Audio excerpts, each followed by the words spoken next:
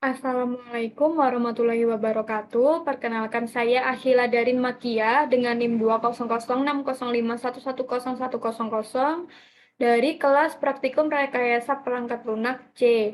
Nah, di sini saya akan mempresentasikan untuk UTS Praktikum RPL. Di sini saya membuat sistem manajemen pemeriksa bukti forensik dalam hukum dengan menggunakan metode waterfall.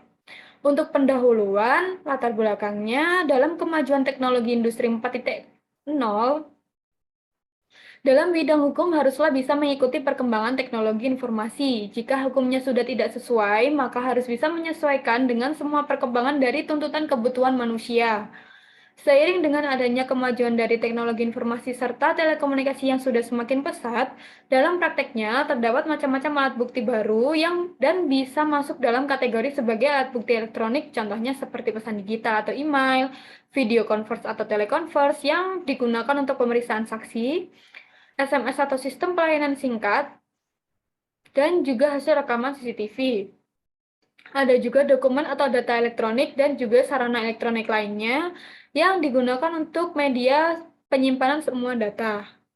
Dalam dunia hukum peradilan, semua bentuk informasi dan dokumen elektronik sangat penting dijadikan alat bukti elektronik, serta hasil cetak dokumen tersebut melambangkan bukti yang legal dan sah. Hal tersebut merupakan hasil dari perluasan alat bukti di dalam hukum acara di Indonesia. Syarat dari informasi dan dokumen elektronik tersebut mempergunakan sebuah sistem yang sesuai dengan ketetapan di mana sudah tertera dalam Undang-Undang Nomor 11 Tahun 2008 tentang Informasi dan Transaksi Elektronik. Dalam pasal 5 UU ITE menyatakan bahwa informasi elektronik, dokumen elektronik, dan hasil cetaknya diakui sebagai alat bukti yang sah. Dapat disimpulkan bahwa bukti elektronik adalah sebuah data yang tersimpan ke dalam suatu perangkat elektronik, sistem maupun jaringan komunikasi. Selanjutnya, data-data tersebut nantinya akan dibutuhkan untuk semua pembuktian kejahatan dalam persidangan. Teknologi informasi memiliki arti yaitu sebuah teknik yang akan digunakan untuk mengumpulkan, menyimpan, memproses, menganalisa, dan juga digunakan untuk menyebarkan informasi. Dalam pasal 6 UU ITE menentukan bahwa dokumen elektronik dianggap sah sepanjang informasi yang tercantum di dalamnya dapat diakses, ditampilkan, dijamin keutuhannya, dan dapat dipertanggungjawabkan sehingga menerangkan suatu keadaan. Saat ini, Indonesia di dalam hukum pembuktian atau dalam hukum formal masih kurang bisa menjangkau dokumen elektronik sebagai alat bukti yang legal dan sah. Namun, dalam sebagian besar undang-undang yang baru sudah mengakui dan juga mengatur semua bukti-bukti elektronik sebagai alat bukti yang legal atau sah. Selanjutnya, dengan belum adanya pengakomodasian alat bukti elektronik secara resmi dan formal dalam ketentuan hukum acara, maka hal tersebut akan menyulitkan untuk hakim dalam memutuskan sengketa atau perkara jika beberapa pihak tertentu mengajukan informasi dan dokumen elektronik sebagai bukti atau mengajukan pemeriksaan saksi menggunakan telekonferensi seperti Zoom, di mana saat ini sering dilaksanakan di masa pandemi ini.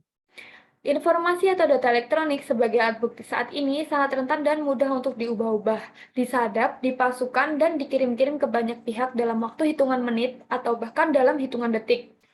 Semua bukti informasi elektronik yang dihadirkan dalam suatu persidangan haruslah terjamin integritasnya. Namun, saat ini di Indonesia masih belum ada prosedur penyerahan dan juga pemeriksaan secara rinci bukti elektronik yang diserahkan kepada lembaga yang bertugas untuk memeriksa. Hal ini tentu saja menyebabkan kurangnya kesamaan prosedur yang dimiliki di setiap lembaga-lembaga. Nantinya juga bisa menyusahkan hakim dalam mengecek apakah bukti elektronik tersebut sudah diperiksa dengan prosedur yang rinci dan benar, sehingga mempunyai hasil bukti yang jelas. Untuk solusi, berdasarkan latar belakang dan permasalahan di atas adalah membuat sistem manajemen pemeriksa bukti forensik yang dapat membantu untuk menyimpan, akses, menampilkan, dan juga mensortir data dikarenakan bukti elektronik jenisnya banyak. Software ini dibuat untuk penyidik dan penyelidik sebagai penginput data dan ditujukan kepada lembaga pemeriksa seperti lembaga digital forensik. Jadi lembaga-lembaga pemeriksa bisa memberikan keterangan di alat bukti tersebut dan juga mereka bisa tahu hasil pemeriksaan satu sama lain sehingga bisa mencapai kesamaan hasil dalam pemeriksaan alat bukti tersebut dan memudahkan hakim dalam memutus perkara. Dalam pembuatan sistem manajemen ini menggunakan metode waterfall untuk memudahkan membangun sistem. Untuk detailnya adalah sebagai berikut. Nama aplikasinya yaitu Sistem Manajemen Pemeriksa Bukti Forensik dalam Hukum dengan menggunakan metode waterfall. Platform aplikasi, dalam pembuatan aplikasi sistem manajemen ini, ia berbasis web sehingga platform penggunanya untuk mewujudkan solusi di atas. Untuk manfaat aplikasinya, sistem manajemen ini bermanfaat untuk membantu lembaga pemeriksa atau lembaga digital forensik setelah penyidik dan penyelidik mengumpulkan semua data dan menginputkannya pada aplikasi ini, maka lembaga pemeriksa bisa melakukan pemeriksaan di alat bukti tersebut dengan mengecek apakah data tersebut yang tersedia ada pengubahan data ataupun penyadapan data. Selanjutnya, dampak penggunaan aplikasi. Lembaga pemeriksa atau lembaga digital forensik akan sangat terbantu dengan adanya pembuatan aplikasi dari sistem manajemen ini. Mereka bisa tahu hasil pemeriksaan satu sama lain sehingga bisa mencapai kesamaan hasil dalam pemeriksaan alat bukti tersebut dan memudahkan hakim dalam memutuskan perkara. Untuk peluang pengembang aplikasi, seiring dengan pengembangan teknologi yang semakin hari semakin pesat, maka aplikasi ini akan dikembangkan lagi agar tidak terjadi human error yang tinggi. Untuk metode penelitian, jenis penelitian yang akan dilakukan dalam membangun sistem manajemen ini adalah dengan cara melakukan proses menyimpan, akses, menampilkan, dan juga mensortir data dikarenakan bukti elektronik jenisnya banyak. Metode yang akan digunakan dalam sistem manajemen pemeriksa bukti forensik dalam hukum ini menggunakan metode waterfall, di mana metode ini bisa memudahkan dalam membuat, membangun, dan mengembangkan sistem manajemen ini. Pengembangan sistem manajemen ini dilakukan dengan metode waterfall dengan tahapan seperti berikut ini. Yang pertama, analis atau requirement. Pada tahapan ini adalah tahapan untuk menganalisa dan juga mempersiapkan semua kebutuhan dari sistem manajemen yang akan dibangun. Untuk yang kedua, yaitu desain. Di sini akan membuat desain dari sistem manajemen agar bisa memahami dan mempunyai gambaran mengenai tampilan dan alur dari sistem manajemen ini. Yang ketiga yaitu implementation. Tahapan ini adalah melakukan implementasi dari sistem manajemen yang akan dibangun. Yang keempat ada testing, yaitu melakukan proses pengujian sistem manajemen yang sudah dibangun. Yang kelima yaitu maintenance. Tahapan yang terakhir adalah tahapan maintenance. Tahapan ini jika sistem manajemen sudah dibangun dan dijalankan atau sudah dioperasikan, maka tahapan ini akan melakukan perbaikan jika ada kesalahan, lalu juga meningkatkan jasa sistem yang sesuai dengan kebutuhan pada saat ini. Untuk daftar pustakanya, di sini saya sudah menggunakan Mendeley. Ini adalah bukti daftar pustaka saya menggunakan Mendeley. Selanjutnya, untuk bukti plagiasinya melalui Turnitin dari batas maksimal 20%, di sini saya plagiasinya 18%, sehingga masih memenuhi syarat dari batas maksimalnya 20%. Selanjutnya, saya akan menjelaskan untuk DFD.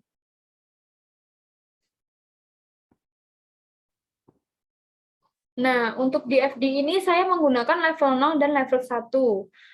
Di sini saya akan menjelaskan DFD pada level 0. Sistem manajemen ini memiliki 3 entitas, yaitu penyidik, penyelidik, dan badan pemeriksa.